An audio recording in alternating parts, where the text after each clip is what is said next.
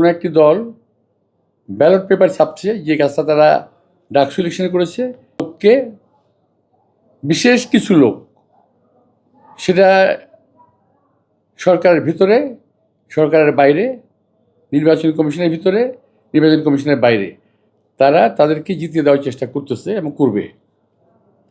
এবং আমরা এও শুনেছি যে কোনো একটি দল ব্যালট পেপার ছাপছে, যে কাজটা তারা ডাকসু ইলেকশনে করেছে, একইভাবে তারা কি একটা কিছু করবে চিন্তা করছে। ইমেজ একটা বিষয়, ইমেজ বিল্ড আপ করা যায় না, ইমেজ তৈরি হয় দীর্ঘদিনের কাজকর্মে, আর সেই ইমেজকে ষড়যন্ত্র করে ধ্বংস করা যায় না।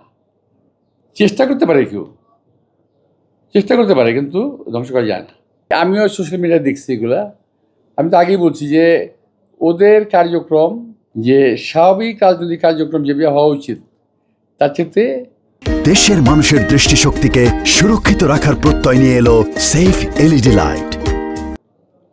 একটু কুরুচিপূর্ণ, এদের কোনো রকম রুচি আছে বলে আমার মনে হয় না। একজন ভদ্রলোককে আমরা স্বাভাবিকভাবে অ্যাড্রেস করি কীভাবে, যে ভাই আসেন একবার বাচ্চা চা খাই যান বাসায়।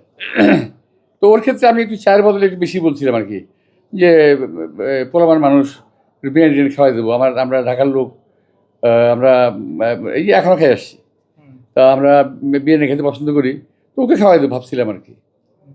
তো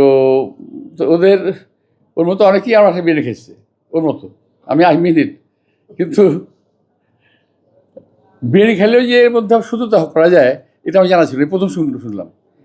বিরিয়ানি দিয়ে থ্রেট করা যায় এটা আমি প্রথম শুনলাম এবার এই একজন প্রার্থীর মুখে, যে বিরিয়ানি খাওয়া দাঁত দিলে সেটাও থ্রেট হয়। এটা তার মানে হলো বোঝা যায় এটুকু যে সে কিংবা তার পরিবার কখনো মেহমানদারি করে নাই।